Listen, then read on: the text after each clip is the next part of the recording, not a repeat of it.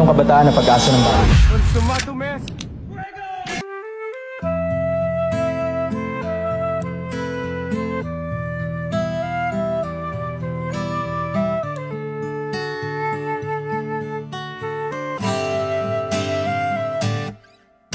Tungalay kong arana para sa dalagang walang kasing ganda. Amoy rosas ang alimuyak kung nanaisin ng tadhanang mapalin lang. Di hahayaan mawala pa tong liham ng maasang mata mong makabasa. Handang gawin lahat, maging pamilya'y ilikawan. Ngayon lang nakadama ng wagas na pagkamangha. Hiling ka lang naman na tayo na sanang dalawa, siyang huli at hanggang isa. Papatunayan ang unang pag-ibig ay di mawawala.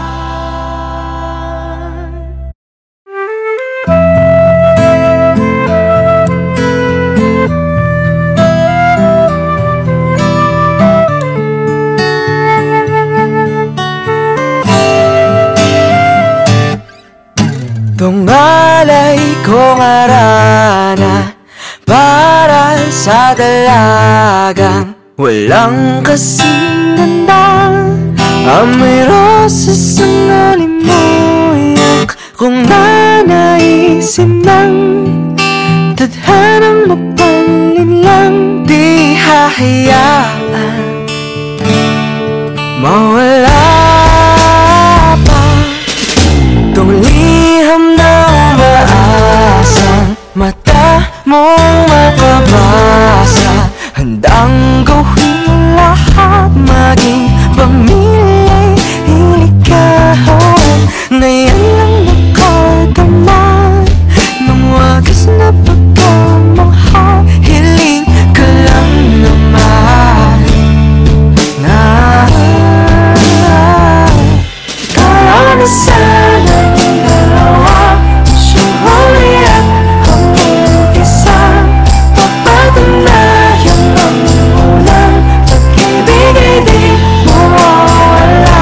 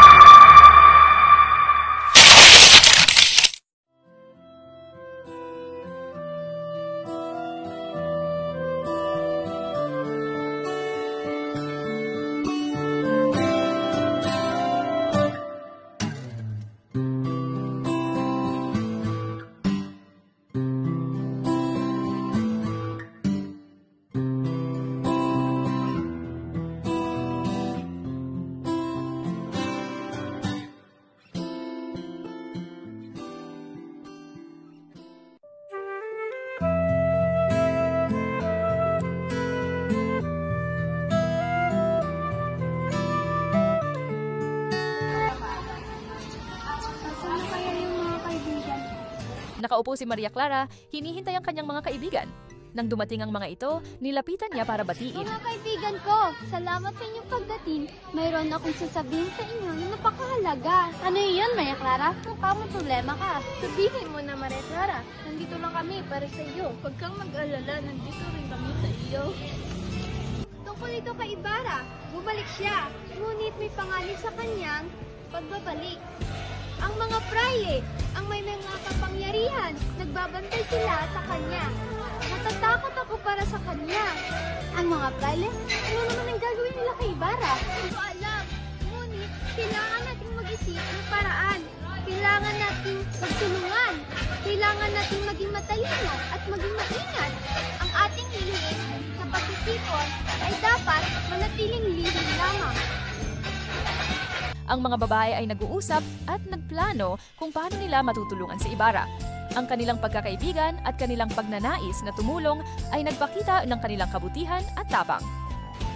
Hindi pa ito yung Pilipinas na iniwan ko? Sino kaya iyon? Mukhang mayaman. At ang gwapo. At tila may kakaiba sa kanyang pananamit. Hindi ko alam. Pero kumang magdala siyang mga laking pagbabago sa bayan niya. Mukhang mayaman. Pero may lungkot sa kanyang mga mata. Nang lumakad si Ibarra palayo, ang kanyang mga mata ay puno ng pag-asa at pag-alala nang biglang isang matandang lalaki ay lumapit sa kanya. Mukhang pagod ka. Pagkakan mo ba ng tulong? Salamat po. Ngunit, kaya ko. Ako po si Princess Tomoy pa. Ilang taon na ako manalo. Hinata, ikaw ba si Tomoy Ibarra? Matagal na kitang hinihintay. Ma, ikaw, paano mo nalaman na aking pangalan? Marami akong alam, Hinata. Marami pinagbagong ating bayan. Hindi na itong Pilipinas na iyong iniwan. Mas malalim pa ang kadiliman kasi sa iyong Ano naman. mga nangyari? Sabihin mo sa akin. Elias, bumubulong, may pag-alala sa kanyang mga mata. Ang mga prayle, ang kanilang pag-aabuso, ang kawalan ng katarungan, ang mga tao ay naghihirap, ang mga mayaman ay lalong yumayaman, at ang mga mahirap ay lalong naghihirap. Kailangan mong maging maingat, Ibarra. Marami ang nagbabantay sa iyo.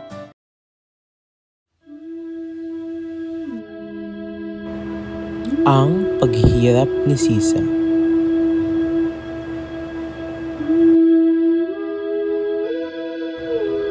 Si Sisa ay isang mahinhin, pagmahal at mapagkakatiwalaang ina at asawa. Ang kanyang tanging hiling sa buhay ay ang kaligtasan ng kanyang anak at ng kanyang asawa. Siya ang ina ni Crispin at Basilio. Mga anak, huwag kayong makulit.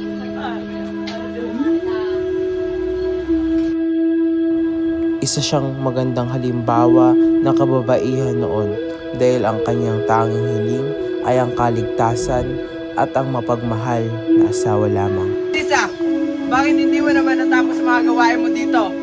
Ang mga bata, naglalaro na naman sa kalsada. Hindi ko na kaya maghanap buhay. At ikaw naman, puro paganda. Pasensya na, Pedro. Hindi ko napansin. Minsan, ang mga batay mahirap kontrolin, pero hindi ko sila pababayaan. Wala na ako silbi dito sa bahay. Hindi mo ba nakikita ang hirap ko sa labas? Lagi ka nalang nag-aalaga ng bata. Di ba't kailangan natin magtulungan? Puno na ako ng galit. Ngunit ang kanyang mga hiling ay ang kabaliktaran ng kanyang nararanasan ngayon. Si Sisa ay mas pinipili na lang na hindi magsalita kesa napalawakin ang kanilang pag-aaway ng kanyang lasinggerong asawa.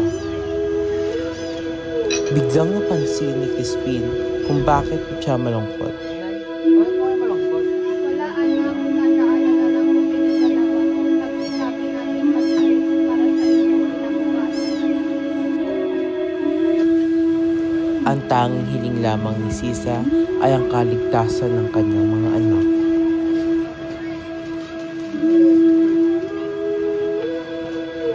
Nay, si Crispin. Nakaw sa nagnakaw ng simbahan. Hindi po siya nagnakaw. Paano natin siya matutulungan? Ay, tama anak ko. Sa kabila ng lahat ng ating pagkikira, wala tayong magagawa. Kung ang Diyos ay magtatakda ng ating kasalanan, naway siya'y mapatawad. Pagkatapos malaman ni Sisa na si Crispin ay pinahirapan, kinulong at pinapatay, siya ay hindi makapaniwala sa sinapit ng kanyang anak. Makalipas ang 5 buwang pag-iisip ni Sisa, siya ay nagkasakit, naging baliw at hindi na makapag-isip ng tama. Dahil dyan, si Sisa ay pumanaw.